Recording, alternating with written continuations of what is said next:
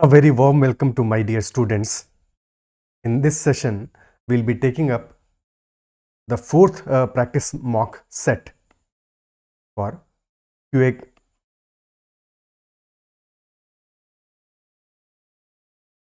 as far as XGMT examination is concerned. So we'll be having 20 questions of quantitative aptitude,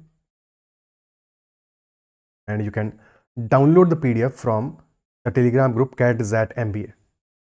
Okay, and you can connect with me on Telegram at ADITYAKT. So go and download the PDF first, solve it, and then watch the solutions. Okay, that will be preferable. Baki directly solutions dekhne, so that option is also there.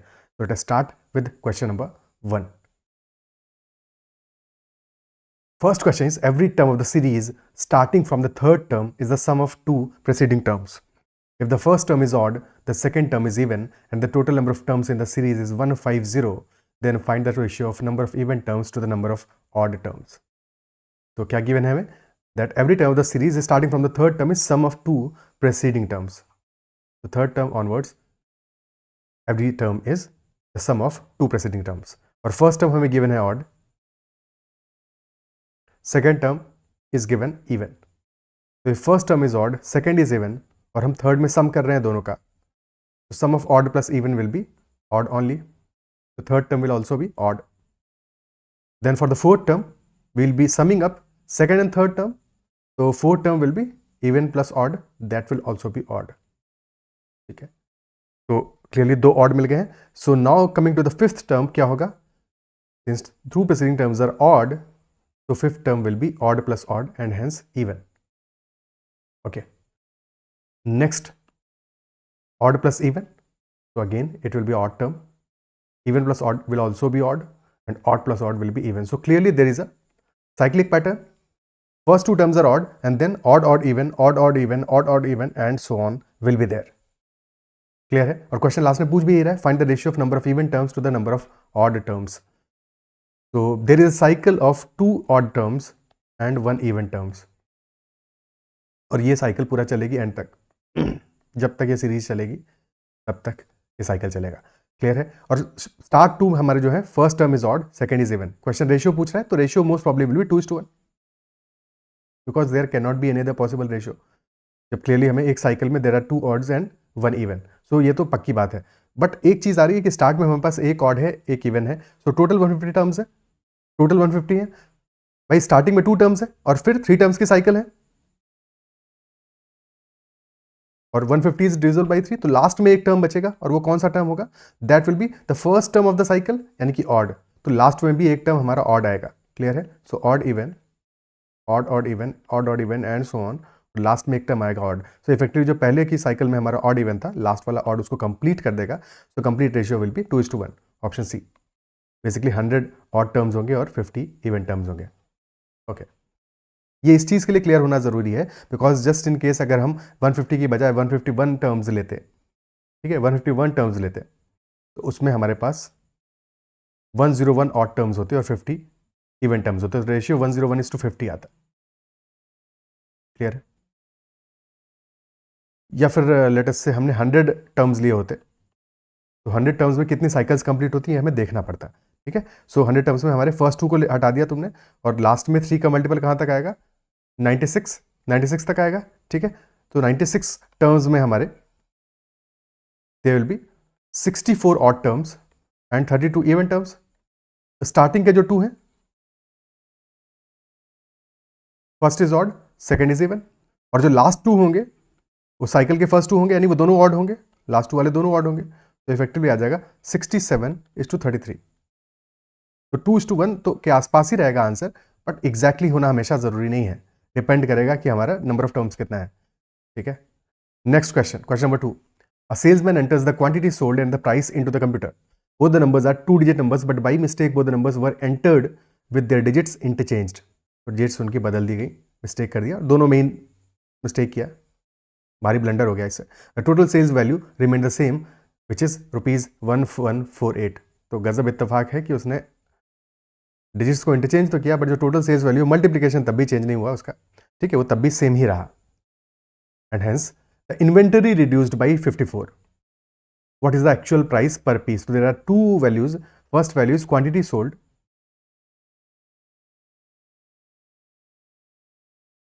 and second is price.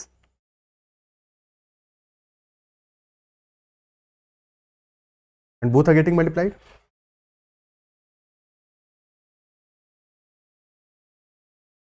And total value is coming out to be rupees 1148. But inventory reduced by 54, इसका मतलब क्या हुआ?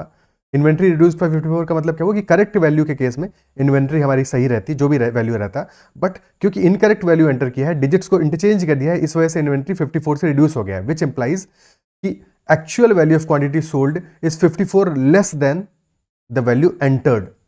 I repeat, actual value of quantity sold is 54 less than the value entered, because of the value entered, the inventory reduced by 54 more. Is that much clear? ठीक है. So let us assume कि quantity sold actual value जो correct value था that was AB, यानी A और B were digits in the correct order. ठीक है. But mistake से क्या हुआ? जो incorrect values हैं, incorrect value will be BA. That will be BA. And we know कि BA minus A B is equal to 54. This is equal to 54.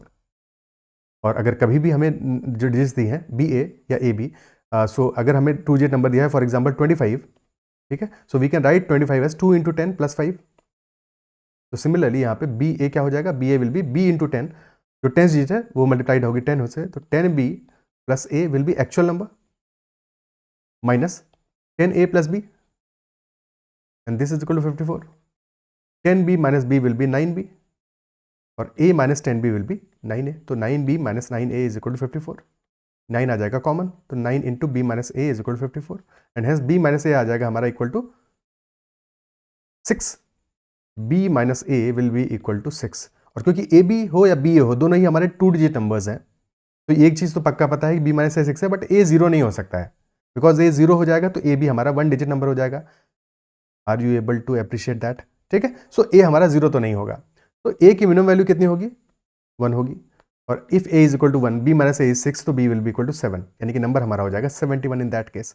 If A is equal to 2, B will be 8, number will be 82. ये B ए की बात कर रहे हैं हम लोग, ठीक है. एक्चुअल वैल्यू हमारी ए बी है, correct value is A B. और थर्ड केस आएगा 3 एंड 9, तो नंबर विल बी 93.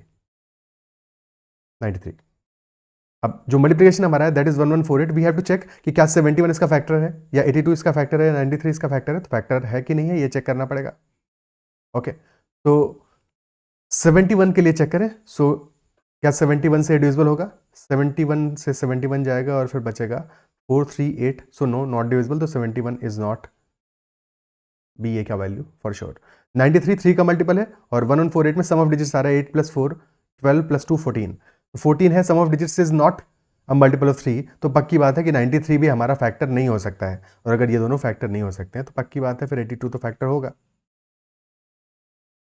82 तो होगा फैक्टर. तो 82 को कितने वैल्यू से मल्टीप्लाई करें कि 1148 है? तो 82 के बाद डिवाइड किया, बचा हमारा 328 विच इज 4 टाइम्स. तो 82 into 14 is 1148. Is that clear? Okay. Question ने क्या पूछा है हमसे कि what is the actual price पर पीस. यानी कि क्वेश्चन हमसे ए बी या बी ए की वैल्यू नहीं पूछ रहा है, क्वेश्चन पूछ रहा है हमसे वैल्यू सी डी की. बट सी डी भी तो एररनियसली डी सी लिख दिया गया था, है कि नहीं? तो हमें जो वैल्यू मिल रहा है 14 का, ठीक है, 82 क्या है? 82 इज बी ए. तो ये जो 14 का वैल्यू मिल रहा है दैट इज डी सी. हमें चाहिए क्या? हमको चाहिए सी डी. तो सी डी होगा, C D will be equal to D C is 14 rupees, C D will be 41 rupees. The correct value will be 41 rupees. और क्योंकि ऑप्शन में 41 गिवन नहीं है तो क्लियरली ऑप्शन डी आंसर आ जाएगा. None of these. क्लियर है? ये तो क्या इसको प्रॉपर्ली कन्वेंशनली सॉल्व करने का तरीका, बट क्योंकि ऑप्शंस भी हमें गिवन है साथ में, और ऑप्शंस में we can see that one option is ₹28, one is ₹82, one is ₹14. तो क्लियरली हमें दिख रहे हैं दो वैल्यूज 82, 28 और 82 और 28 के बीच का जो डिफरेंस है दैट इज 54 का डिफरेंस है. Is that it so? तो probably this is the value for inventory, और हायर वैल्यू होगी इनकरेक्ट वैल्यू, तो करेक्ट वैल्यू 28 आ जाएगी. तो 28 से हम आंसर निकाल सकते हैं अपना प्राइस का. क्या ये बात समझ में आती है? क्योंकि फिर ये चीज फटाफट हो जाएगी हमसे क्वेश्चन में. Is that clear? कि ऑप्शंस का यूज करके we can solve it much faster. ये तो कन्वेंशनल तरीका हो गया, ठीक है। बट ऑप्शंस का यूज़ करके हम फटाफट इसको सॉल्व करवाएंगे, क्योंकि ऑप्शंस में इतने अच्छे से ऑप्शन हमको दिए हैं।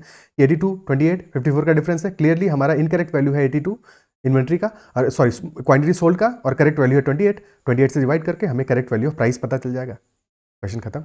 ओके, नेक्स्ट क्वेश्चन करते हैं, question number 3। Of 60 students in a class, anyone who has chosen to study maths elects to do physics as well, but no one does maths and chemistry. तो जो भी maths choose कर रहा है वो तो फिजिक्स ले रहा है, पक्की बात है, that is for sure. But जो भी मैथ्स चूज कर रहा है वो केमिस्ट्री तो नहीं चूज करेगा, ये भी पक्का है। And 16 do physics and chemistry. अच्छा, मैथ्स चूज कर रहा है तो फिजिक्स चूज कर रहा है, ये गिवन है हमको। इसका ऑपोजिट गिवन नहीं है कि फिजिक्स चूज कर रहा है तो मैथ्स भी चूज कर रहा है। तो ऐसे लोग जरूर होंगे या हो सकते हैं who have chosen only physics, ठीक है। तो ये चीज ध्यान रखना है कि who has chosen, anyone who has chosen to study maths elects to do physics does not mean anyone who has chosen to do physics elects to do maths also, ये नहीं है मीनिंग इसका, ठीक है। सो 16 do physics and chemistry. All the students do at least one of the 3 subjects, and the number of people who do exactly one of the 3 is more than the number of people who do more than one of the 3. So what are the maximum and minimum number of people who could have done chemistry only? सबसे पहला काम हमें क्या करना है, diagram proper बनाना है इस question में। अपना डायग्राम सही रखना है, क्योंकि उसके बाद ही वेन डायग्राम जो बनाएंगे दैट शुड बी प्रॉपर। तो वेन डायग्राम में हमें क्या चीज़ क्लियर है कि फिजिक्स और केमिस्ट्री तो साथ में ले सकते हैं, मैथ्स और केमिस्ट्री साथ में नहीं ले सकते, तो मैथ्स विल बी डिसजॉइंटेड। और anyone who has taken to study maths also takes physics, तो अकेला मैथ्स लेने वाला कोई नहीं होगा, यानी कि मैथ्स लेने वाले सारे के सारे बंदे फिजिक्स का सबसेट होंगे। If this is the physics का गोला, मैथ्स वाला will be inside it. This is maths, okay. और मैथ्स से केमिस्ट्री का कोई कॉमनैलिटी नहीं, तो केमिस्ट्री वाला गोला will be somewhere here, this is chemistry. And what we know that 16 do physics and chemistry, तो क्लियरली 16 वैल्यू आ गई हमारी इस पोजीशन पे। और बाकी तो कोई इंफॉर्मेशन गिवन नहीं है। We have been given that 60 students are in total in the class. तो अगर हम बाकी वैल्यूज को एज्यूम कर लें कि मैथ्स लेने वाले लोग हैं, लेट अस से एम, और जो मैथ्स ले रहे हैं ये these M are, M maths और फिजिक्स दोनों ही लेने वाले हैं, ठीक है, अकेला मैथ्स लेने वाले नहीं है। और ओनली फिजिक्स लेने वाले आर लेट अस से पी, और ओनली केमिस्ट्री लेने वाले लेट अस से सी। तो M plus P plus C plus 16, this is equal to 60। तो यहाँ से m plus p plus c will be equal to 44. This will be equal to 44. Then question is saying that all the students do at least, हाँ इसके basis पे ही किया कि every student takes at least one of the 3, ठीक है। ऐसा कोई भी नहीं है जिसने कि कोई भी सब्जेक्ट नहीं लिया। That is why we took the equation m plus p plus c plus 16 is equal to 60। और सेकंड है number of people who do exactly one of the 3 is more than number of people who do more than one of the 3। Exactly 1 लेने वाले are higher than those who take इधर 2 subjects और 3, but 3 लेने वाला कोई है नहीं। तो क्लियरली जो सिर्फ एक सब्जेक्ट लेने वाले हैं they are more than those who are taking 2 subjects, यानी कि C plus P is greater than 16 plus m. This is greater than 16 plus m. और फिर हमसे क्वेश्चन पूछा maximum number of people who could have done chemistry only, ठीक है। Maximum कितने हो सकते हैं और मिनिमम कितने हो सकते हैं who could have done chemistry only, यानी कि सी की मैक्सिमम एंड मिनिमम वैल्यू क्या हो सकती है, that is what the question is asking. When we have to minimise C, so कोशिश करना है कि क्या हम सी को 0 पुट करेंगे तो हमारा क्वेश्चन में कोई प्रॉब्लम आएगा। So for example if you put C is equal to 0, if you put C is equal to 0, और तब भी हमको एग्जैक्टली 1 लेने वालों को एग्जैक्टली 2 लेने वालों से ज्यादा रखना है, इजंट इट सो? तो सी तो 0 हो गया अपना, but m plus p is equal to 44। अब हमें p की ऐसी वैल्यू लेनी पड़ेगी फॉर दैट ये कंडीशन होल्ड करे। तो हम p इज इक्वल 44 तो रख सकते हैं, या p इज इक्वल 40 रख सकते हैं, कुछ भी रखेंगे, 44 रखेंगे तो भी ये काम चल जाएगा हमारा, क्योंकि तब हमारा m 0 हो जाएगा। तो क्लियर ये कंडीशन सेटिस्फाई हो रही है। या फिर 40 रखेंगे तो भी काम चल जाएगा, भाई ये 4 हो जाएगा। तो इन एनी केस हमें मल्टीपल केसेस मिल जाएंगे जब c इज इक्वल टू 0 हो और वो कंडीशन को सेटिस्फाई करेंगे। 2 ही कंडीशन है, फर्स्ट कंडीशन है ये वाली और सेकंड कंडीशन है दिस वन। क्लियर है? तो yes 0 is the minimum value, और जैसे ही 0 मिनिमम वैल्यू आ गया तो ऑप्शन सी तो फिर आंसर नहीं है अपना। मिनिमम तो हमें 0 मिल गया केमिस्ट्री के लिए। मैक्सिमम क्या होगा, कोशिश करेंगे मैक्सिमम के लिए कि सारा का सारा 44 हम पूरा केमिस्ट्री को ही दे दें और देख लेते हैं कि कंडीशन होल्ड करेगी कि नहीं होल्ड करेगी। तो अगर हम 44 यहाँ पे देते हैं केमिस्ट्री को तो definitely this is greater then, बाकी सब 0 हो जाएगा ना। तो 44 इज ग्रेटर देन 16, तो ये कंडीशन होल्ड कर रहा है मैक्सिमम के केस में। और फर्स्ट वाला भी होल्ड करेगा, क्योंकि कहीं पे भी ये गिवन नहीं है कि किसी हर कैटेगरी में हमें मिनिमम 1 रखना है. This is not given that her category में हमें मिनिमम 1 रखना है. Is it clear? ठीक है, तो 44 वाला चीज भी हमारा होल्ड कर जाएगा, मैक्सिमम वैल्यू आ जाएगा. Option D will be the answer in this case. Is that clear? ठीक है. जस्ट इन केस क्वेश्चन हमसे ये कहता कि हर एक कैटेगरी में यानी मिनिमम ऐसा एक पर्सन ऐसा जरूर होगा, एक स्टूडेंट ऐसा जरूर होगा who has taken only physics. Minimum ऐसा एक स्टूडेंट ऐसा जरूर होगा who has taken maths and physics both. ठीक है, यहां पे लिखा है anyone who has chosen, but choose किया है कि नहीं किया है उसके बारे में कुछ ऐसा गिवन नहीं है, तो we can take this value as 0. But अगर मिनिमम 1 लेना होता तब फिर हमारी ये वैल्यू चेंज होती, क्योंकि फिर उस केस में फॉर एग्जाम्पल अगर हमें जब, ठीक है, दो वैल्यूज, दो इक्वेशन है हमारी, ठीक है, ये सेकेंड केस ले रहे हैं जबकि हमें all values have to be greater than equal to 1. ठीक है, तब वहां पे क्या केस बनेगा हमारा, ये क्वेश्चन नहीं है, ये ध्यान रखना है. तो इन दैट केस अगर हमें मिनिमाइज करना है केमिस्ट्री को, तो केमिस्ट्री को हम 0 नहीं कर सकते, फिर हमें केमिस्ट्री को 1 करना पड़ेगा. तो केमिस्ट्री को इक्वल टू 1 कर देंगे. Definitely we can take physics as 42, math भी 1 हो जाएगा और कंडीशन हमारा होल्ड कर जाएगा. ठीक है, so minimum value for chemistry will be 1 in that case. Maximum क्या होगा, अगर हम मैक्सिमम ले रहे हैं तो मैक्सिमम फिर 42 हो पाएगा, बिकॉज उस केस में फिर 1 1 लेके हमें बात करनी पड़ेगी. So maximum will be 42, minimum will be 1 in that case under given conditions, because there is no other condition. Okay fine, next question करते हैं. Question number 4. A, S, M and D are functions of x and y and they are defined as follows. A of x and y, A is the function, A of x and y, जब भी x और y पर operator हम A लगाते हैं यानी कि function A लगाते हैं, फंक्शन A जो डिफाइंड है that is x plus y, यानी कि जो दोनों वैल्यूज इनपुट वैल्यूज हैं उनका सम कर देगा. S of x and y is x minus y, S subtract कर देगा. Basically A for addition, S is subtraction clearly, M is multiplication and D is division. अब आसान हो गया समझने के लिए, है कि नहीं? Otherwise A, S, M, D से कंफ्यूज होते रहते, बट कितना प्यारा तरीके से दिया है, addition, multiplication, subtraction and division clearly. So and division में y should not be equal to 0 because denominator में आएगा. What is the value of s of, अब ये इतना कॉम्प्लेक्स लिखा हुआ है, सबसे पहले स्टार्ट करेंगे इनर वैल्यूज से और ब्रैकेट्स का ध्यान रखना है, गलती नहीं करनी है उसमें. तो सबसे इनर वैल्यू आ रहा है हमारा a of a comma b, a of नहीं, सबसे पहले आ रहा है a of a comma b, फिर कॉमा 2 आ रहा है, देन आ रहा है कॉमा 2. ठीक है, so a of a comma b कितना हो जाएगा, that will be addition of a comma b यानी a प्लस b हो जाएगा. तो this will become d of a plus b comma 2. तो division of a plus b comma 2 will be a plus b by 2. यही same process यहां पे भी repeat होगा. तो this will also become a plus b by 2. यहां भी तो रहा है a of a comma b और then division of a of a comma b comma 2. ठीक है, और अब ये आएगा इनका बाहर, मल्टीप्लीकेशन होगा डिवीजन के बाद में, देन मल्टीप्लीकेशन होगा, तो multiplication of a plus b comma 2 and a plus b comma 2. तो this will be a plus B का whole square divide by 4. Okay, similarly यहां पे भी s of a comma b है, यानी कि a माइनस बी होगा, a minus b comma 2 है फिर उसके बाद में. ठीक है, डिवीजन के लिए, तो this will become a minus b upon 2 and then multiplication होगा a minus b upon 2 and a minus b upon 2 का. तो this will become a minus B का होल स्क्वायर अपॉन 4. और दोनों वैल्यूज का फिर हमको क्या करना है, we have to do subtraction.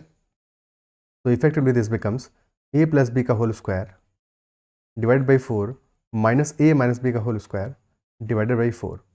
और a प्लस बी का whole square is a square, expand कर देते हैं. So this will become a square plus B square plus 2ab minus a square plus B square minus 2ab. तो a square plus B square का वाला portion तो cancel out हो जाएगा, बच जाएगा हमारा 4ab upon 4. So that will be equal to ab, a into b, option b. Okay, ठीक है, देयर इज नो शॉर्टकट, कुछ ज़्यादा शॉर्टकट नहीं है कि क्लियरली हमने पुट कर दिया और निकाल लिया आंसर. क्लियर है? ओके, नेक्स्ट क्वेश्चन करते हैं. Question number 5. A young girl counted the following way on the fingers of her left hand.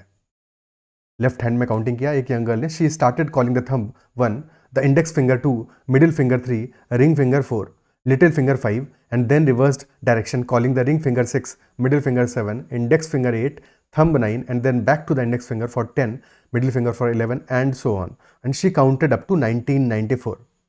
गजब जिगरा है, इतना लंबा काउंटिंग किया है और वो भी सिर्फ और सिर्फ फिंगर से. ठीक है, तो क्वेश्चन पूछ रहा है she ended on which finger, कौन से फिंगर पे उसने थंब पे एंड किया है, index finger, middle finger, ring finger and so on. तो पहले तो हमें ऐसे क्वेश्चन में जब भी ऐसा गिवन हो, इतना लंबा प्रोसेस गिवन हो, हमेशा हमें देखना है there must be some cyclicity and we have to identify that cyclicity only. और साइक्लिसिटी एक बार हमको मिल गया कितने का साइकिल है, उसके बेसिस पे we can jump to 1994 straight away. Okay, so left hand का यूज किया है उसने, और लेफ्ट हैंड में, ठीक है, मेरा ड्राइंग को छोड़ देना, ठीक है, बस मुद्दे को समझना। तो this is the hand, okay, decent तो बन गया वैसे। Okay, so started calling the thumb 1, तो थंब से स्टार्ट किया, thumb is equal to 1, then index finger is 2, then 3, then 4, then 5, ठीक है। This is index finger, this is middle finger, this is ring finger and this is little finger. फिर 5 के बाद में क्या किया है, रिवर्स किया डायरेक्शन, और फिर रिंग फिंगर पे आ गया है 6, देन मिडिल फिंगर पे 7, देन 8, और थंब पे आ गया है वापस 9 एंड 9 के बाद में फिर से डायरेक्शन को रिवर्स किया है, और फिर हो गया है 10 on index finger, then 11, then 12 and then 13, and फिर रिवर्स करके 14, 15, 16 एंड देन थंब पे आ गया है 17। तो क्लियरली पहले 1 से 9 पे जंप किया, फिर 9 से 17 पे जंप किया, तो there is a cyclicity of how much, there is a cyclicity of 8, cycle of 8 है, इजंट साइकिल ऑफ 8 है। हर 8 नंबर्स के बाद में थंब पे आ रहा है वैल्यू, पहला वैल्यू है 1, फिर है 9, फिर है 17 एंड सो ऑन। तो there is a clear arithmetic progression बन रहा है, ठीक है। और थंब पे हमारा कौन सा वैल्यू आ गया हर केस में, 8k प्लस 1, 8 का मल्टीपल प्लस 1, ओके। और 1994 तक जाना है, तो वी नो 2000 जो है हमारा दैट इज 8 का मल्टीपल। तो 2000 अगर 8 का मल्टीपल है, तो 2000 माइनस 8 यानी कि 1992 will also be multiple of 8, multiple of 8 है। तो 8k प्लस 1 क्या आएगा, यानी 1993 इज 8k प्लस 1, और ये हमारा आएगा थंब पे ultimately, this will be on thumb. तो अगला नंबर जो कि 1994 है that will be on thumb के बाद में इंडेक्स फिंगर पे, तो this will be on index finger. तो answer will be index finger, option B.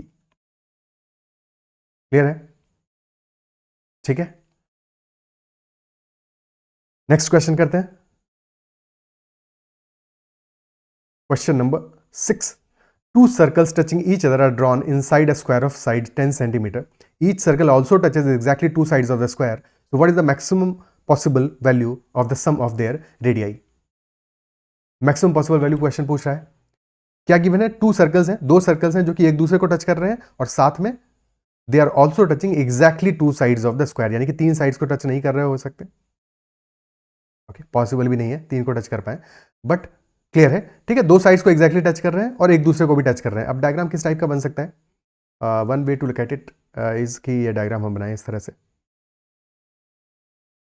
Square है पहली चीज़ तो, ठीक है। तो एक सर्कल हमारा ये है, this is one of the circles, और सेकेंड सर्कल हमारा बनेगा ये, ओके। तो दीज आर द 2 सर्कल्स, और इक्वल होना जरूरी नहीं, छोटे बड़े भी हो सकते हैं, ठीक है।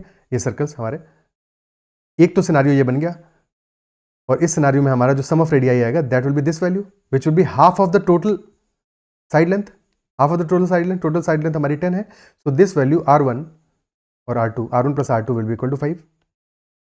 This is one of the possible cases, क्योंकि सारी कंडीशंस में सेटिस्फाई हो रही है, एक दूसरे को भी टच कर रहे हैं और एग्जैक्टली टचिंग 2 साइड्स। बट क्या ये मैक्सिमम वैल्यू होगा, क्योंकि यहाँ पे हमने एक साइड का यूज किया है, ठीक है। किसी भी स्क्वायर में मैक्सिमम अगर हमें यूज करना है तो हमें डायगोनल का यूज करना चाहिए मैक्सिमम लेंथ के लिए। तो समहाउ अगर हम डायगोनली सर्कल्स को प्लेस कर सकें, तो that will give us higher value for the sum of radius, isn't it so. तो अब एक बार फिर से डायग्राम बनाने की कोशिश करते हैं जहां पे कि हम डायगोनल का यूज करें। If you are using diagonal, तो फिर हमारा कुछ ऐसा सर्कल बनेगा, this will be one circle, और फिर दूसरा सर्कल हमारा आ जाएगा, ठीक है। ये सर्कल जैसा दिख नहीं रहा है पर भावनाओं को समझ लेना। तो दिस इज सर्कल ओनली, ठीक है। टोटल डायमेंशन हमारी 10 है, this will B R1, radius दोनों का इक्वल ही होगा, ठीक है। सो R ही लिख देते हैं, capital R, this will also be R, और दिस इज 2r, ये तो 2r हो गया हमारा, ठीक है। And these lines are tangents, ये सारी की सारी जो लाइन्स हैं दीज आर टेंजेंट्स।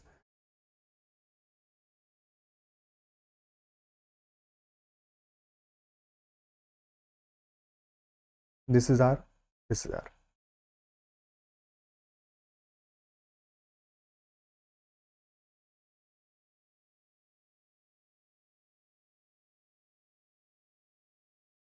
तो ये तो r है, दिस इज ऑल्सो r, और ये बीच की वैल्यू क्या आएगी, लेट अस से दिस इज x, ठीक है, दिस इज x, तो this will also be equal to x square है ये। एंड पाइथागोरस लगा के we can say that x square plus x square is equal to 2r का whole square.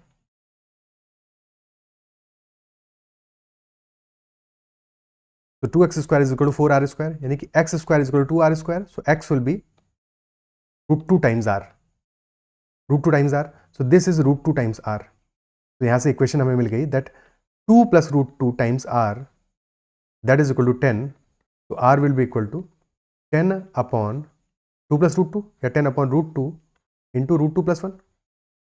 Rationalise करने के लिए √2 - 1 से मल्टीप्लाई कर देते हैं,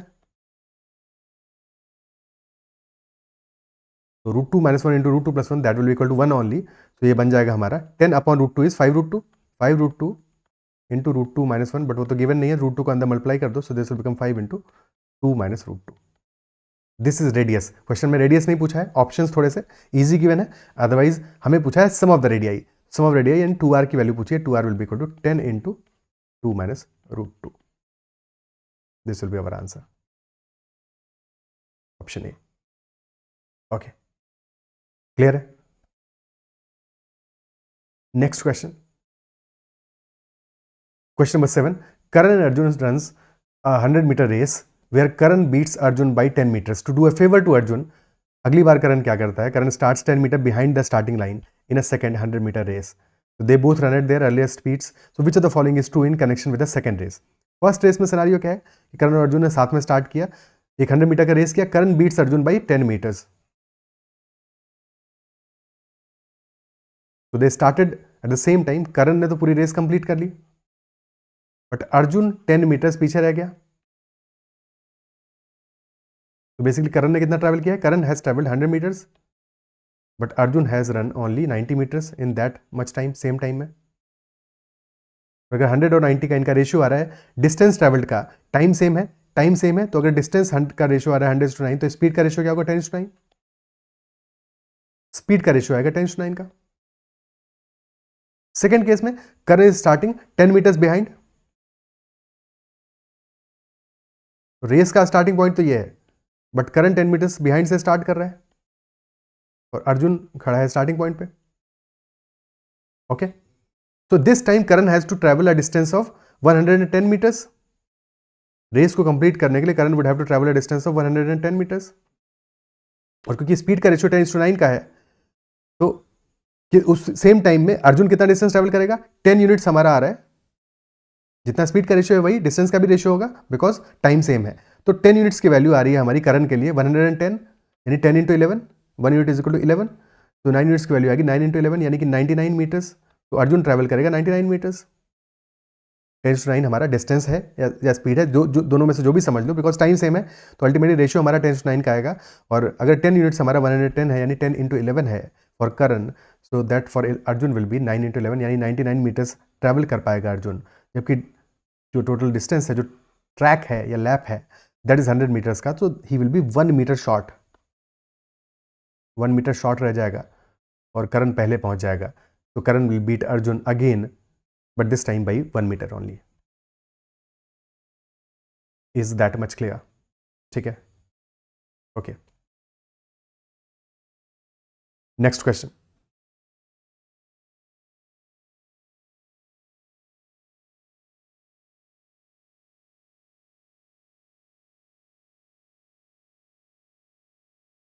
a dealer offers a cash discount of 20% and still makes a profit of 20%. When he further allows 16 articles to a dozen to a particularly sticky bargainer, how much percent above the cost price were his wares listed? तो 20% का discount तो दे रहा है, still he is making a profit 20%. When he further allows 16 articles to a dozen to a particularly sticky bargainer, ठीक है, मतलब क्या हुआ कि बेसिकली 12 आर्टिकल्स उसको देने चाहिए थे, उसने पैसा कितने का लिया है? 12 का लिया है पैसा, इजंट इट सो? ठीक है, तो 12 का पैसा लिया है, बट उसने दिए कितने हैं? 16 आर्टिकल्स दिए हैं।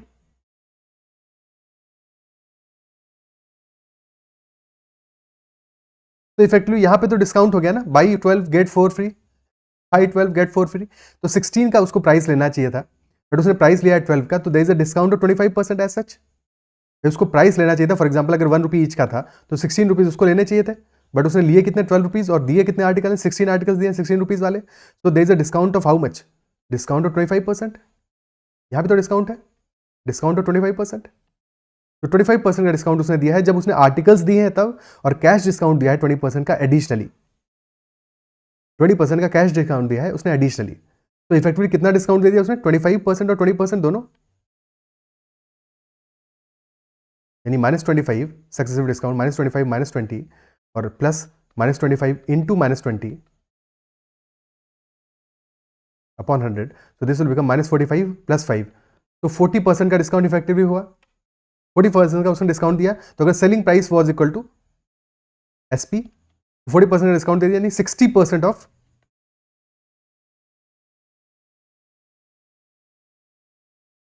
सेलिंग प्राइस से सेल किया उसने।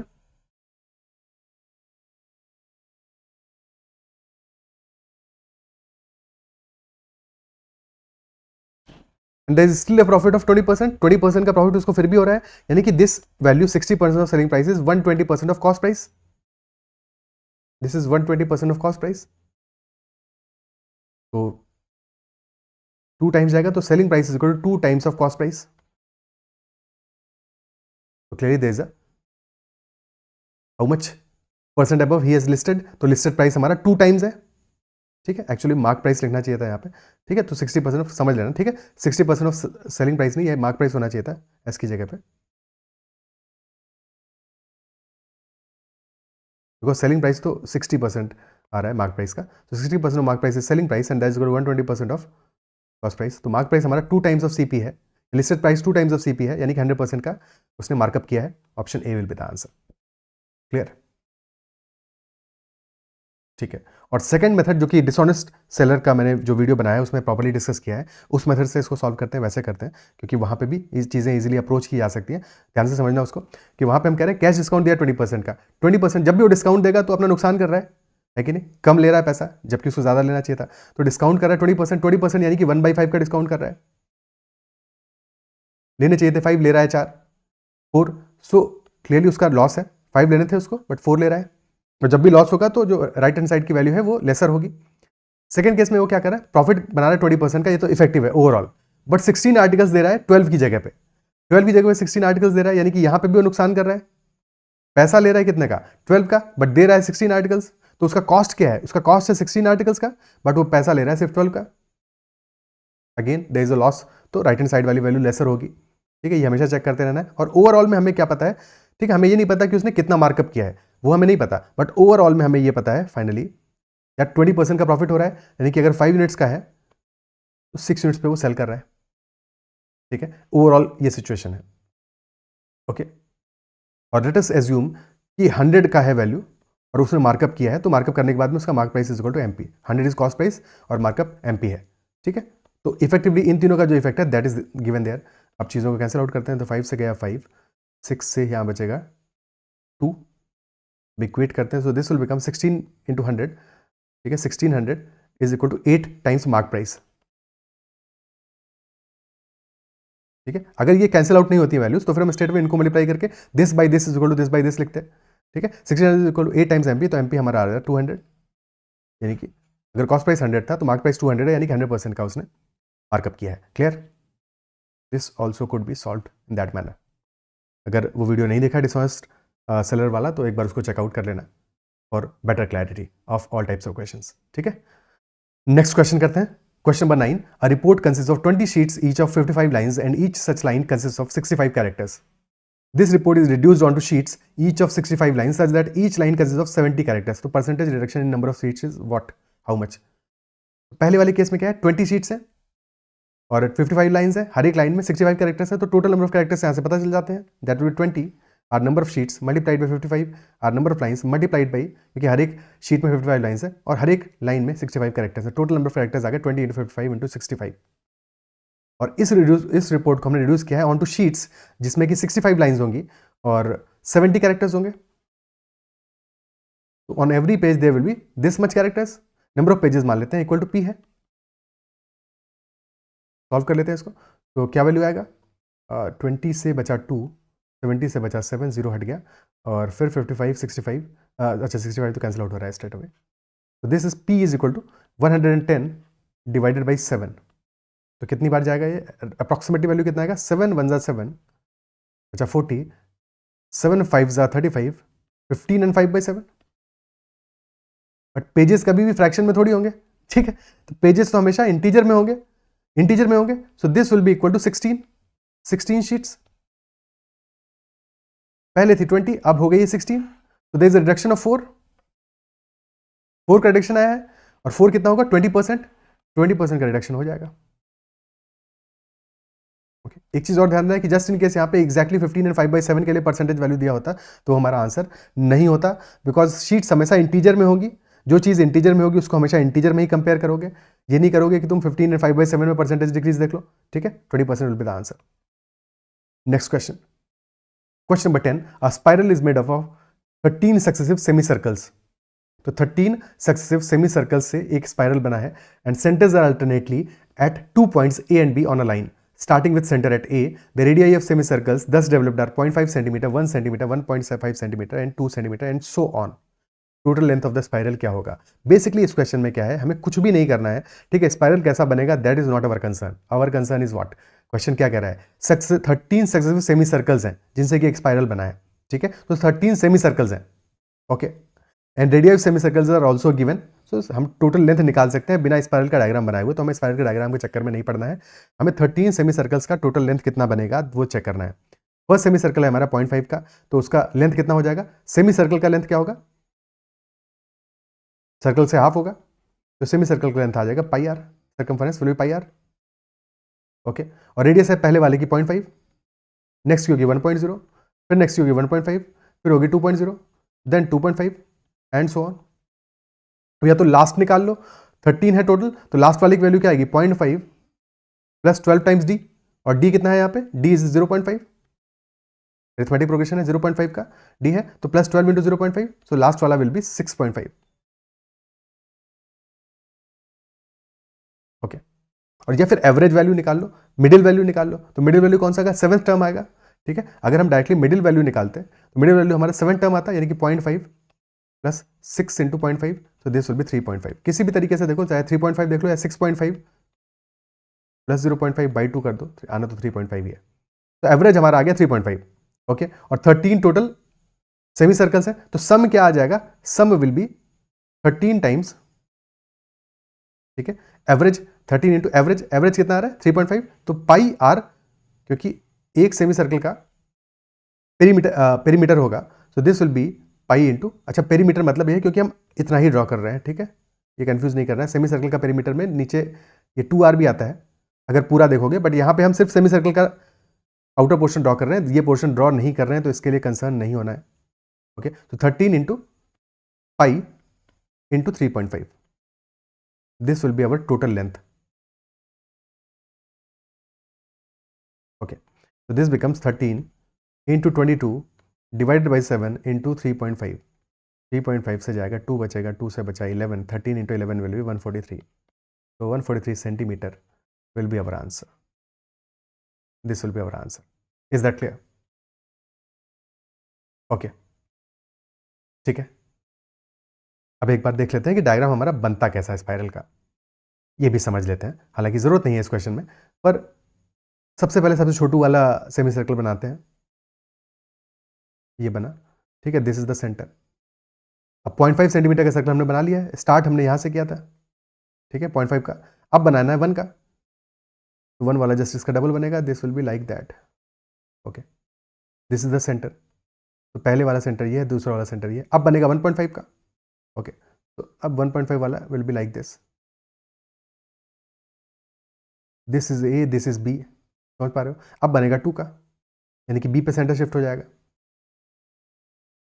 ठीक है, थोड़ा सा टेढ़ा बन गया बट समझ गए होगे। अब बनेगा 2.5 का, फिर बनेगा 3 का, एंड सो ऑन। ठीक है, and so on. Next question करते हैं। Okay, you can connect on Telegram at ADITYAKT and join the Telegram group. अगर अब तक नहीं किया है तो कर लेना, और अगर सेशन पसंद आ रहा है तो उसको लाइक ज़रूर करना है, और अगर अब तक चैनल को सब्सक्राइब नहीं किया है तो ज़रूर कर लेना। Next question, question number 11। Question number 11 is saying the points of intersection of three lines की इक्वेशन हमें गिवन है, और इनका पॉइंट ऑफ इंटरसेक्शन क्या प्रॉपर्टी फॉलो करेगा, that is what the question is asking. Okay, सबसे पहली चीज और क्या गिवन है, it forms a triangle, can form a triangle, और on lines perpendicular each other, lines can be perpendicular, possible है, ऑन लाइंस पैरेलल या कोइंसिडेंट। ठीक है, सबसे पहला काम करते हैं, स्लोप देख लेते हैं लाइंस का। तो 2x + 3y - 5 है। स्लोप के लिए हमें क्या चाहिए, y = mx + c के फॉर्म में चेंज करना है। ओके, तो स्लोप क्या आ जाएगा, पहला वाला इक्वेशन है 3y - 5 = -2x। तो स्लोप क्या होगा, m1 विल बी -2/3। और लाइंस हमारी पैरेलल कब होती है, पैरेलल तब होती है लाइंस जबकि स्लोप इक्वल हो, m1 = m2, और परपेंडिकुलर तब होती है जबकि स्लोप्स का जो मल्टीप्लिकेशन है that is equal to -1, that is equal to -1। Okay, पहला वाला m1 तो आ रहा है हमारा -2/3। सेकंड इक्वेशन बन रहा है हमारा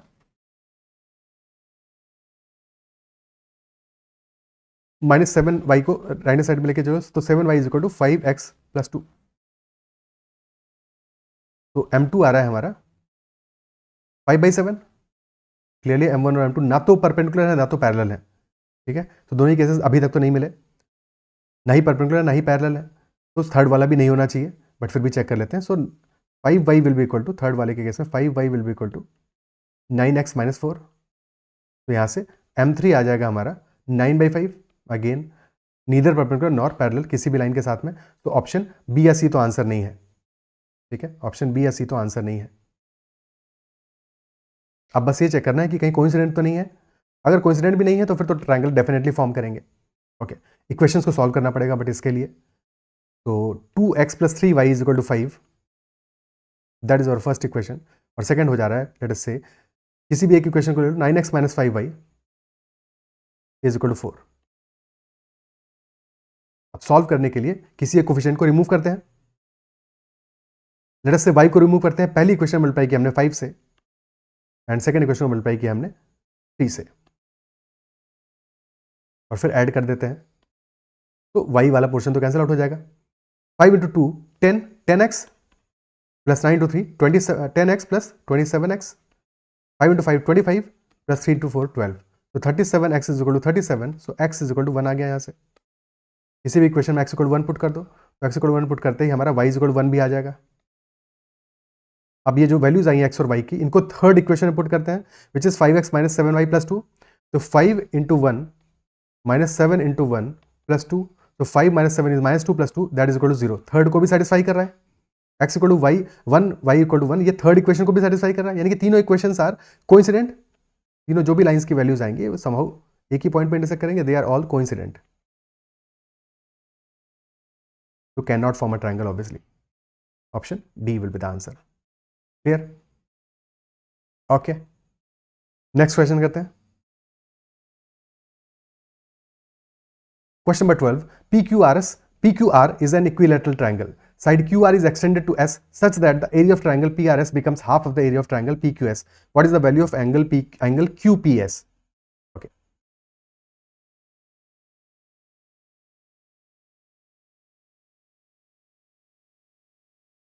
अब यहाँ पे we need to form a triangle. ठीक है, और ट्राइंगल का हमें डायग्राम बनाना पड़ेगा, और एक्सटेंड किसको करना है, क्यूआर को एक्सटेंड करना है हमें एस तक, तो क्यूआर को बेस रखते हैं, क्यूआर को बेस रखते हैं। पी क्यू आर तो इक्विलेटरल ट्राइंगल है, this is P, this is Q, this is R, and we are extending Q R to S such that the area of triangle PRS,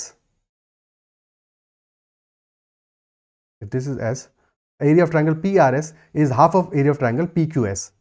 ठीक है, triangle PRS का जो area है that is half of area of triangle PQS. Okay, अब देखो, अगर कोई एक क्वेश्चन आ सकता है कि अगर हम इसको इस साइड में एक्सटेंड करते, क्यू से एक्सटेंड करते, वैसे तो लिखा है straight away Q R is extend to S, यानी कि आर को एक्सटेंड करना है एस तक, बट अगर ऑपोजिट साइड में तुम गलती से एक्सटेंड कर दो तो तुम्हें समझ में आना चाहिए कि फिर पी आर एस हमारा पी क्यू एस से डेफिनेटली बड़ा आ जाएगा, इजंट इट सो? तो वो इक्वेशन तो पॉसिबल ही नहीं है।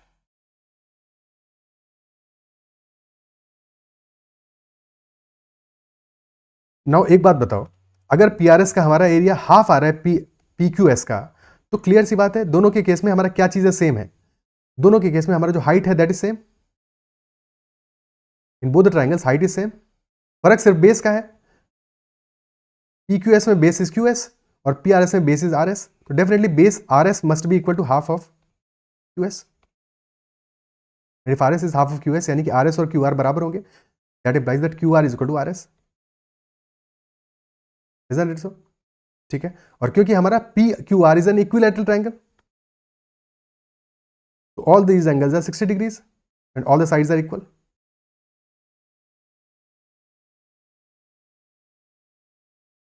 PQ is equal to PR is equal to QR is equal to RS. Okay, so this angle is 120 degree, and if in triangle PRS, PR और RS equal है, PR और RS equal है, तो दोनों के angles भी जो है वो भी इक्वल होंगे, ठीक है, एंगल्स भी इक्वल होंगे, और 120 डिग्री एक एंगल हो ही गया है, तो क्लियरली जो हमारा एंगल P नहीं, एक second, angle RPS will be equal to angle RSP and both will be equal to 30 degrees then, because 120 एक एंगल है, sum of angles is 180, तो दोनों एंगल्स हो जाएंगे 30-30, so this will be 30, this will also be 30, तो sum of QPS क्या आ जाएगा? 60 plus 30 90 degrees, option D, none of these 90 degrees will be the answer. Is that clear? QPS will be equal to 90 degrees. Okay, next question, question number 13. In a sequence of 100 positive integers, sum of any 6 consecutive terms is the same. कोई भी 6 तुम ले लोगे तो sum तो same आ रहा है. If the value of the 11th, 22nd, 33rd, 44th and 55th terms are 11, 22, 33, 44 and 55 respectively, then which of the following is definitely true about the sum of the 19th and 99th terms of the sequence? Okay. तो क्या given है हमको कि sum of any 6 consecutive terms is same. अब देखो जब भी कभी ऐसा कोई कंडीशन गिवन है तो हमेशा तुम स्टार्ट से कहीं एग्जांपल लेके करने की कोशिश करो, ठीक है। एग्जांपल मतलब कि हमें क्या करना है, 6 कॉन्सेक्यूटिव टर्म्स का सम सेम आ रहा है, तो let us say first 6 terms are A B C D E F, तो सम क्या होगा इनका, A plus B plus C plus D plus E plus F, ठीक है, यही सम होगा। अब यहाँ पे क्या हो रहा है कि एनी 6, यानी कि अब अगर हम आगे शिफ्ट करेंगे तो सेकंड से 7 तक का सम भी वही होगा जो कि फर्स्ट से 6 तक का सम है, जो कि फर्स्ट से 6 तक का सम है। और अगर सम सेम होना है तो फिर क्या करना चाहिए, यहाँ पे क्या है, जब हम सेकंड से 7th में जा रहे हैं तो पहले वाले टर्म को रिमूव करेंगे, एक टर्म को रिमूव करेंगे, एक नया टर्म ऐड करेंगे, और अगर सम सेम है तो जो नया टर्म ऐड करेंगे that must be equal to the term that is getting removed. जिस टर्म को हटा रहे हैं और जिस टर्म को ऐड कर रहे हैं दोनों की वैल्यू इक्वल होगी तभी तो सम सेम होगा, अदरवाइज सम कैसे सेम आएगा। और अगर ऐसा है तो डेफिनेटली जो नया टर्म हम इंक्लूड कर रहे हैं that must be equal to A only, that must be equal to A only. यही बात क्लियर है? बाय द सेम लॉजिक, अब जब थर्ड से लेके 8th तक जाओगे तो अब बी को रिमूव कर रहे हो तो जो अगला टर्म ऐड करोगे that must be equal to B only. By the same logic, जब 4th से लेके 9th तक जाओगे तो सी को रिमूव करोगे तो अगला term equal to C only. अब क्लियर पैटर्न समझ में आ गया कि आगे भी हमारा A B C D E F यही पैटर्न साइकिल बनने वाला है। तो 6 का साइकिल है A B C D F A B C D F A B C D F A B C D F A B C D F A B C D F and so on, ये हमारा cycle लगातार बनता रहेगा। Clear है? Okay, तो any term first हो या 7th हो, ठीक है, first term, 7th term, 13th term, basically any 6k + 1 term जो हमारा होगा that will be equal to A only. 6k + 2th term जो होगा, ठीक है, सेकेंड टर्म हो, 8th टर्म हो and so on, 6k + 2th term होगा दैट विल बी ओनली, ठीक है, इसको इधर लिख लेते हैं प्रॉपर्ली। तो 6k + 1th टर्म जो हमारा होगा that will be A, 6k + 2th term होगा that will be, 6k + 3rd term होगा दैट विल बी सी, और 6k सी होगा, 0 जैसा दिखने लगा था, 6k + 4th टर्म होगा that will be D, and similarly 6k + 5th will be E, and 6k + 6th यानी कि एग्जैक्टली 6 का मल्टीपल विल बी एफ। तो ये हमारा पैटर्न बनेगा, ठीक है। अब कुछ इंफॉर्मेशन हमें गिवन भी तो है गिवन ये है कि 11th term is 11, 11th term क्या आएगा, 11 इज 6 + 5, 6k + 5, यानी कि 6k + 5 ई की वैल्यू गिवन है, that is equal to 11। 22nd term 22 क्या है, 18 + 4, यानी कि 6k + 4, डी की वैल्यू गिवन है 22। एंड 33 इज 30 + 3, यानी कि 6k + 3, सी की वैल्यू गिवन है 33। 44 यानी कि 42 + 2, तो बी की वैल्यू गिवन है 44, और फिर ए की वैल्यू 55 यानी 54 + 1, ए की वैल्यू गिवन है हमको 55। अब यहाँ पे एक चीज समझ में आनी चाहिए कि एफ की वैल्यू में गिवन नहीं है, यानी कि हमें सम तो नहीं पता चलेगा। एफ की वैल्यू गिवन नहीं है तो सम तो नहीं पता चलेगा, क्योंकि एफ की वैल्यू कुछ भी हो सकती है, कुछ भी हो सकती है। हमें ये तो नहीं गिवन है कि जो 100 पॉजिटिव इंटीजर का सम है वो कुछ उसके कोई प्रॉपर्टीज को फॉलो कर रहा है, तो ये तो वैल्यू कुछ भी हो सकती है। F can be anything, but A B C D E की वैल्यू हमें पता चल गई है, तो अगर उनके ऑर्डर में कोई वैल्यू आएगा साइक्लिसिटी में तो डेफिनेटली हम उसका वैल्यू पता लगा सकते हैं। क्वेश्चन क्या पूछ रहा है, 19th टर्म और 99th टर्म, ठीक है। तो 19th टर्म क्या होगा, 19th यानी कि 18th, 18 + 1, 6k + 1, यानी कि 19th टर्म आएगा 55, और 99th टर्म क्या होगा, दैट विल बी 96, 6 का मल्टीपल है +3, यानी कि 6k + 3 के फॉर्म में है, तो दिस विल बी 33। तो इनका दोनों का सम आ जाएगा 55 + 33, that is equal to 88। 88 exact value आएगी, बट क्वेश्चन में एग्जैक्ट वैल्यू नहीं पूछा है, क्वेश्चन में रेंज में पूछा है, तो it is greater than 75 and less than 90, option C will be the answer. Clear है, अप्रिशिएट कर पा रहे हो इस बात को, समझ में आ रहा है, ठीक है, ओके। तो बढ़िया सवाल था, अच्छा सवाल था, सिंपल क्वेश्चन है, लॉजिक बेस्ड क्वेश्चन है, और ऐसे क्वेश्चन एग्जाम में आते हैं, इसलिए ऐसे क्वेश्चन को डिस्कस करना समझना बहुत इंपॉर्टेंट है, ठीक है। इसमें कहीं पे कोई ऐसा मैथमेटिक्स का फॉर्मुला नहीं लग रहा है, जिन लोगों को डर भी लगता हो मैथ से, यहाँ पे क्या फॉर्मुला लग रहा है हमारा, एक प्योर अंडरस्टैंडिंग लग रहा है काउंटिंग नंबर्स का या नंबर्स का, ठीक है। और ऐसे क्वेश्चंस में तो डर नहीं लगना चाहिए किसी भी तरह का, ठीक है। एक क्लियर पैटर्न को, एक सेकंड, एक क्लियर पैटर्न को फॉलो कर रहे हैं, ओके। नेक्स्ट क्वेश्चन करते हैं।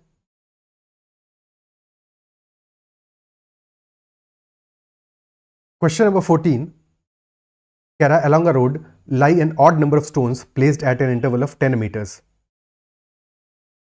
These stones have to be assembled around the middle stone. Odd number of stones placed at an interval of 10 meters, and these stones have to be assembled around the middle stone. A person can carry only one stone at a time. A man carried out the job starting with the stone in the middle. तो वो सबसे पहला जो उसने start किया, starting point उसका है stone in the middle, and carrying stones in succession, thereby covering a distance of 4.8 kilometers. तो नंबर ऑफ स्टोन्स कितना होगा, तो he is standing at the middle stone, और फिर 10 मीटर्स के गैप पे there are stones and so on both sides, okay. और odd number of stones है, तो if these number of stones are n stones है, लेट अस से एक side में और दूसरे साइड में भी n स्टोन्स है और बीच में एक स्टोन है, तो टोटल नंबर ऑफ स्टोन्स कितने हो गए, 2n + 1।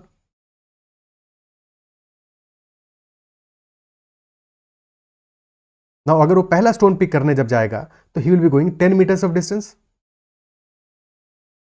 जब लौट के आएगा तो 10 मीटर्स फिर लौट के आएगा। Then when he is going to pick second stone तो डिस्टेंस जाएगा 20 मीटर्स,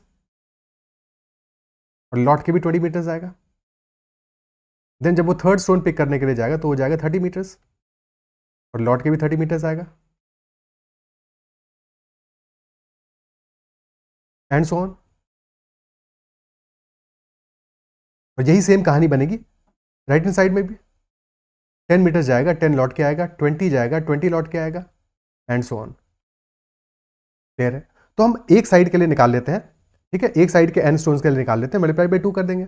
तो पहले स्टोन के लिए कितना डिस्टेंस ट्रैवल कर रहा है, 20 मीटर्स, सेकंड के लिए करेगा 40 मीटर्स, 20 + 20 40 मीटर्स, थर्ड के लिए करेगा 60, फोर्थ के लिए करेगा 80, तो बेसिकली nth के लिए क्या करेगा 20n, 20 × n, और यही राइट हैंड साइड में भी करेगा तो 2 टाइम्स हो जाएगा, and this total is equal to 4.8 kilometre. अब क्योंकि ये डिस्टेंस मीटर्स में है तो दिस डिस्टेंस 4.8 किलोमीटर हो जाएगा, 4800 मीटर्स। ये हमारी इक्वेशन बन गई, ठीक है, सॉल्व करना है बस इसको। 20 को भी बाहर कॉमन ले लो, तो 2 × 20 यानी 40 × 1 + 2 + 3 till n, that is equal 4800। 40 से कितनी बार जाएगा, this will B 120 times.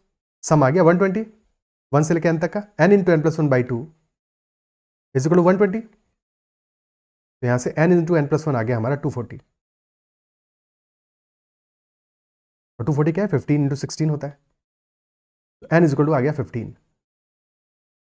But question का आंसर 15 नहीं होगा, क्वेश्चन का आंसर है 2n + 1, total number of stones that will be 31। ठीक है, 2 into 15 + 1 which is equal to 31। Answer आएगा 31, option D. Clear? Okay, next question पे चलते हैं। Question number 15,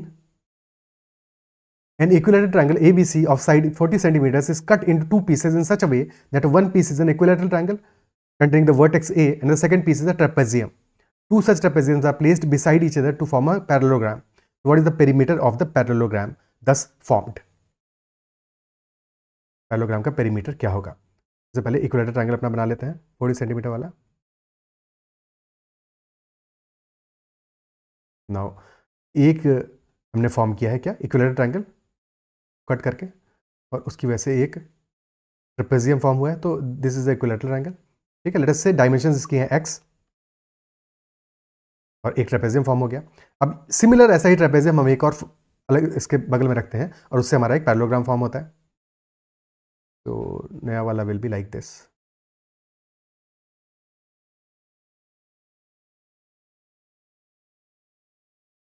okay, so this dimension, this will also be equal to x, this is equal to 40, this will be 40 minus x, this is also 40, this is also 40 minus x. Okay, तो perimeter क्या आ जाएगा?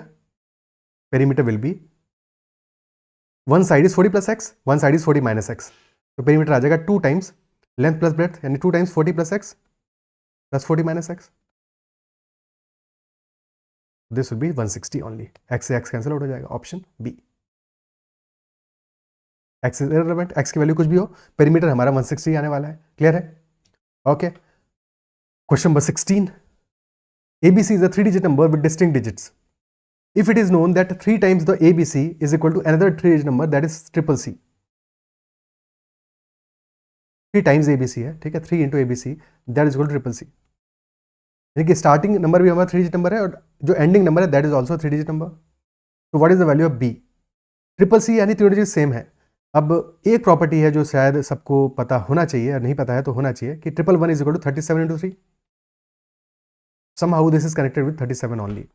ठीक है, 111, 222, 333, triple C तो इसी form में होगा, इसी फॉर्म में होगा, बट क्योंकि स्टार्टिंग नंबर हमारा ABC है, यानी कि वो भी 3-digit नंबर है, तो मिनिमम वैल्यू ट्रिपल सी की क्या हो सकती है? 333। 333 से छोटी वैल्यू तो नहीं हो सकती, isn't it so? क्या बात क्लियर है? तो अगर हमारा ट्रिपल सी जो है दैट इज 333, तो उस केस में हमारा ABC आ जाएगा 111, जो कि पॉसिबल नहीं होगी, तीनों डिजिट हमारी डिस्टिंक्ट होनी है, 3 डिजिट शुड बी डिस्टिंक्ट। 444 होगा तो साथ में एक और चीज इंपॉर्टेंट है कि ABC को हम 3 से मल्टीप्लाई कर रहे हैं, और तब हमारा ट्रिपल C आ रहा है, यानी कि जो यूनिट डिजिट है that should be same, C same आना चाहिए। 444 में डिवाइड करोगे 3 से, तो यूनिट डिजिट तो हमारा 4 नहीं आने वाला, क्योंकि 3 into 4 is not equal to 12, isn't it so? क्या ये बात समझ में आती है कि 3 into 4 is not equal to 12? तो कौन सी डिजिट में 3 मल्टीप्लाई करोगे कि हमारा डिजिट वही सेम मिलेगा? ये देख लो, ठीक है, ये देख लो, तो 0 में अगर 3 मल्टीप्लाई करेंगे तो 0 मिलेगा, बट 0 तो होना नहीं है यहाँ पे, ठीक है, क्योंकि ट्रिपल C 000 थोड़ी हो जाएगा। 1 में 3 मल्टीप्लाई करोगे तो 3 आएगा, 2 में 3 6 आएगा, 3 में 3 9 आएगा, 4 में 3 12 आएगा, 5 में 3 15 आएगा, तो यानी कि 5 can be one such number, and में 5 आएगा, ठीक है। 6 into 3 18 नहीं आएगा, 7 into 3 21, 7 into 3 8 into 3 24 नहीं आएगा, 9 into 3, यानी कि सिर्फ और सिर्फ 5 वाला ही केस ऐसा है जबकि हमारा डिजिट रिपीट होगा, तो clearly this number will B 555। 555, क्या इस बात को अप्रिशिएट कर पा रहे हो कि अपना टाइम वेस्ट करने की बजाय जो प्रॉपर्टी हमें गिवन है उसके हिसाब से सॉल्व करोगे तो सेकंड में सॉल्व हो जाएगा। 555 divide by 3 this will be equal to कितना आएगा? 185। 185 आ रहा है, और 185 are A, B and C। क्वेश्चन में क्या पूछा है? B की वैल्यू पूछी है, तो B will be equal to 8 only, option D. Okay, question number 17, how many 3-digit numbers are there in the decimal system which have exactly 3 digits when expressed in both base 7 and base 13? अब यहाँ पे base system देख के घबराने की कोई जरूरत नहीं है, कोई भी टेंशन नहीं लेना है। जब भी कोई बेस सिस्टम हमें कंपेयर करने को दिया हो तो हमें सिर्फ और सिर्फ अपने डेसिमल सिस्टम पे फोकस करना है, ठीक है, सिर्फ डेसिमल सिस्टम पे फोकस करना है, सारे बेस सिस्टम हमें समझ में आ जाएंगे, क्योंकि अपना डेसिमल सिस्टम भी तो बेस सिस्टम ही है, बेस 10 पे, ठीक है। तो अगर हम को यहाँ पे दिया है 3 डिजिट नंबर्स। जब हम डेसिमल सिस्टम में बात करते हैं तो 10 इज अ 2 डिजिट नंबर, और 10 कब बनता है? जब हमारा 10 टू द पावर 1 आता है। 100 इज अ 3 डिजिट नंबर, और 100 कब बनता है? जब हमारा 10 का स्क्वायर आता है। तो जैसे ही 10 का स्क्वायर आएगा तुरंत हमारा 3 डिजिट नंबर्स बनना स्टार्ट हो जाएंगे। Any number which is greater than 10 का स्क्वायर, ठीक है, any number which is greater than, let us say number n है हमारा, तो if n is between 10 to the power 1 and 10 to the power 2, 10 to the power 2 से छोटा होना चाहिए और 10 टू द पावर 1 के बराबर भी हो सकता है, तो that will be a 2 digit number. Similarly अगर n हमारा 10 का स्क्वायर यानी 100 से लेके 10 क्यूब के बीच में है, तो that will be a 3 digit number. Okay, ये हो गया बेस 10 में। तो यही सेम कहानी हमें रिपीट करनी है किस में? बेस 7 और बेस 13 में, ठीक है, यही सेम प्रॉपर्टी वहां पे जाएगी। बेस 7 में क्या हो जाएगा? 3 डिजिट नंबर चाहिए हमें बेस 7 के, तो बेस 7 का 3 डिजिट नंबर क्या होगा? दैट भी यहाँ पे 10 का स्क्वायर है, दिस इज 10 का स्क्वायर, तो वहां पे आ जाएगा 7 का स्क्वायर। बेस 7 में 7 का square less than equal to, equality भी रहेगी, ये ध्यान रखना है, 7 का स्क्वायर के इक्वल टू के बराबर होगा हमारा कोई भी नंबर n, और that should be less than 7 का क्यूब, तो that would be 3 digit number in base 7। क्या इस बात को समझ पा रहे हो? ठीक है, इज दैट मच क्लियर? और यही सेम लॉजिक लगाएंगे बेस 13 में, तो बेस 13 में 13 का square,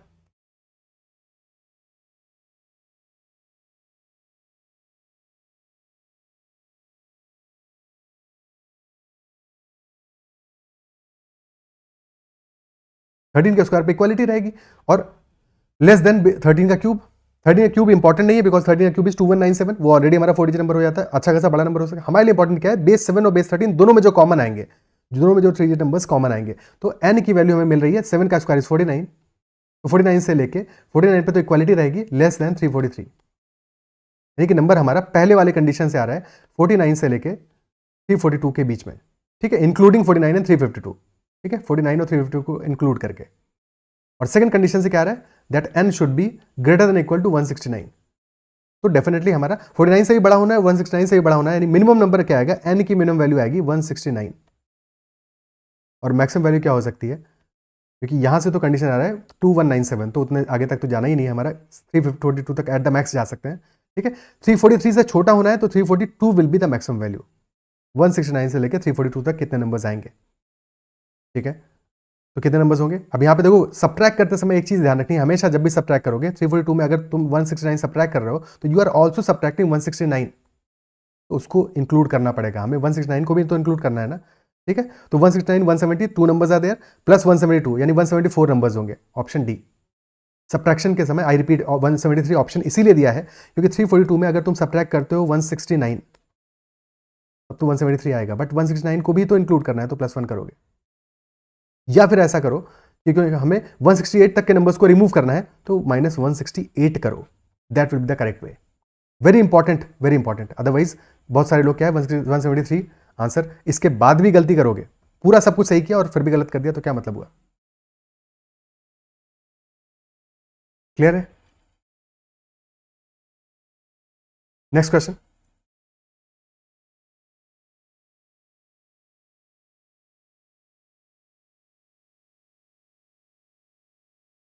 Question number 18. All the three roots of the cubic equation x cube minus 10x square plus 31x minus k is equal to 0 are prime numbers. All the roots are prime numbers. What is the value of k? k की value क्या होगी? ठीक है, तो cubic equation है, तो अगर हम रूट्स लें x minus alpha, x minus beta, alpha beta gamma अगर इसके रूट्स होंगे, मल्टीप्लाई कर दो सारी वैल्यूज को, तो क्या बन जाता है? This is X cube minus alpha plus beta plus gamma into X square plus alpha beta plus beta gamma plus gamma alpha into X और माइनस अल्फा बीटा गामा।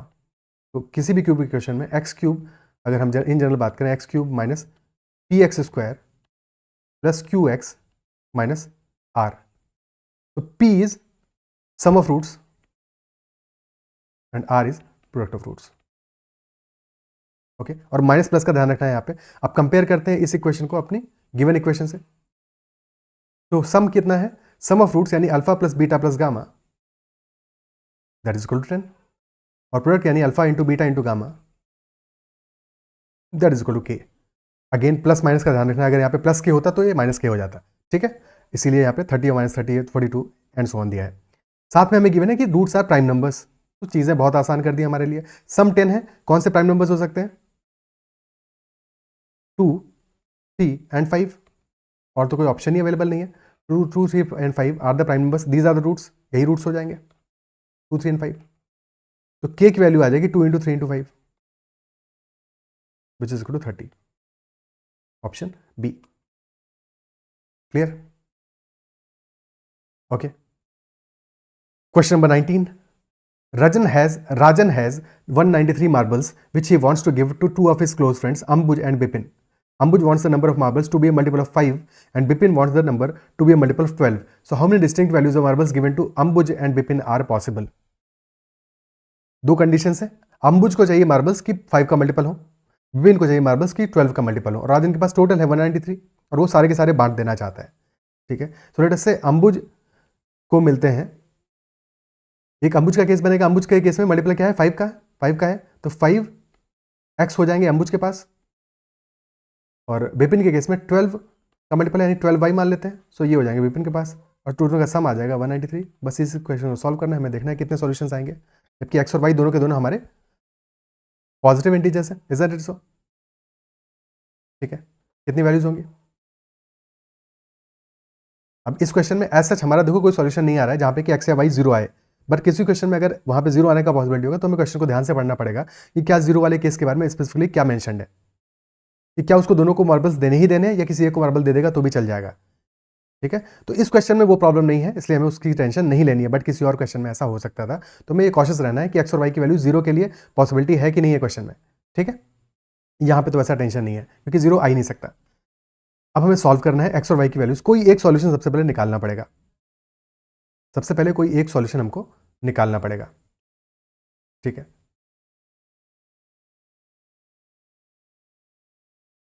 तो we can write that 12y is equal to 193 minus 5x, तो y आ जाएगा 193 minus 5x by 12। 193 को 12 से divide करोगे तो कितना जाएगा? 12 का मल्टीपल इसका क्लोजेस्ट कौन सा होगा? 192 क्या है? दैट इज 12 इंटू 16, तो 192 को पहले ही सेपरेट कर लो, 16 बाहर आ गया। ठीक है, और प्लस 1 माइनस 5x बाई 12, ठीक है, प्लस 1 माइनस 5x बाई 12, या फिर लिख सकते हैं 16 माइनस 5x माइनस 1 बाई 12, क्योंकि x की वैल्यू हमें फाइंड आउट करनी है। x इक्वल टू 1 पे तो सॉल्यूशन नहीं आएगा, x इक्वल टू 1 पे है 4 बाई 12, 2 पे नहीं आएगा, 3 पे, x इक्वल टू 3 पे this is 15 minus 1 14, x equal to 4 पे 5 पे, x इक्वल टू 5 पे this will be 25 minus 1, x equal to 5 is a satisfying solution. x equal to 5 put कर दो इक्वेशन में। ठीक है, तो क्या वैल्यू आएगी? y की वैल्यू क्या आ रही है? x इक्वल टू 5 पे, x इक्वल टू 5 पे दिस इज 25 माइनस 1 बाई 12 यानी कि 2, 16 माइनस 2 14 आ रहा है, 14 इंटू 12 168 प्लस 25 193 सेटिस्फाई कर रहा है। ठीक है, 5 और 14 इज वन सॉल्यूशन। अब नेक्स्ट सॉल्यूशन क्या आएगा? नेक्स्ट सॉल्यूशन में विल बी एडिंग 12, ठीक है, एडिंग 12 टू दिस वैल्यू और 5 सब्ट्रैक्ट करेंगे इस वैल्यू में। ठीक है, तो 5 प्लस 12 दैट विल बी 17 और 14 माइनस 5 विल बी 9। फिर नेक्स्ट सॉल्यूशन में again will be adding 12, 17 plus 12 will be 29 और सब्ट्रैक्ट करेंगे यहाँ पे 5, तो 19, 9 माइनस 5 विल बी 4। अब और एडिशनल 5 सब्ट्रैक्ट कर नहीं सकते, तो there will be only 3 possible cases, option B will be the answer. Clear है? ठीक है, ऑप्शन बी इस केस में अपना आंसर हो जाएगा। क्या बात समझ में आती है? ठीक है, this is one way to look at it. Second तरीका क्या हो सकता है, क्योंकि 193 हमारा एक मल्टीपल नहीं 5 और 12 का, और 5 इंटू 12, 5 और 12 के जो सॉल्यूशंस होंगे वो हर 60 के वेरिएबल पे होंगे, हर 60 के, क्योंकि 5 और 12 का जो एलसीएम है दैट इज 60। ठीक है, LCM of 5 and 12 is 60, 5 into 12 is 60, count factor कोई है नहीं, तो 193 में कितनी बार आ सकता है? 60, 60, 60, 60 के मल्टीपल में टोटल 180, तीन ही सॉल्यूशंस पॉसिबल है। Straight away we can say that 3 solutions are only possible. ठीक है, क्लियर है? Okay, next question.